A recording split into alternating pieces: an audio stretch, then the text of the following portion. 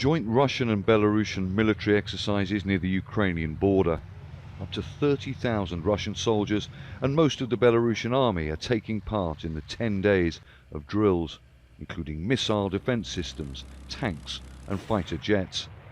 Moscow has around 100,000 troops stationed close to Ukraine's borders.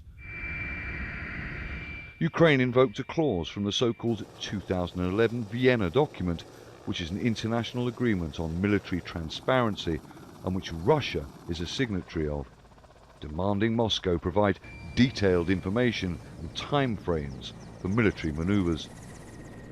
Several Western countries, including France, launched fresh diplomatic efforts this week to persuade Russia to back down. So far, those efforts have failed to bear significant fruit. Moscow says its demand that there never be further NATO expansion east, including Ukraine, is being ignored. Ukraine's foreign minister told Al Jazeera Russia's concerns are illegitimate and Ukraine would not concede to Moscow's demands. Russia violated virtually every rule of international law related to security in the last years. So now it wants to impose on others the discussion that you guys are expanding NATO or doing something else, and that inflicts damage on my security. The last thing the West should do in response to that question is actually to agree to take this concern seriously. Instead, it's us, Ukraine and other countries who suffered from Russia's actions, should ask them a question. How will you, Russia, ensure your security without inflicting damage on our security?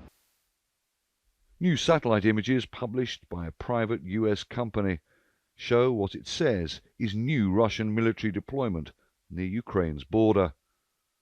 More NATO troops and weapons are being sent to bolster the alliance's eastern flank.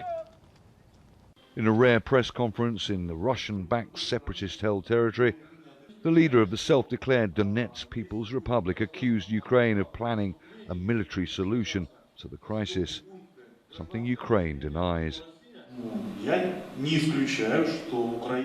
I do not rule out that Ukraine can attack at any time. They have everything ready. The concentration of forces and capabilities allows them to do it at any moment, as soon as there is a political decision. Russia says it has no intention of invading Ukraine, but it says it will be forced to take unspecified military technical action if its demands are not met. Moscow's main demand is that Ukraine never becomes a NATO member, and that's something that the US and its NATO allies say is a non-starter. Diplomatic efforts to defuse the crisis continue to fail. Stratford, Al Jazeera, Kharkiv, eastern Ukraine.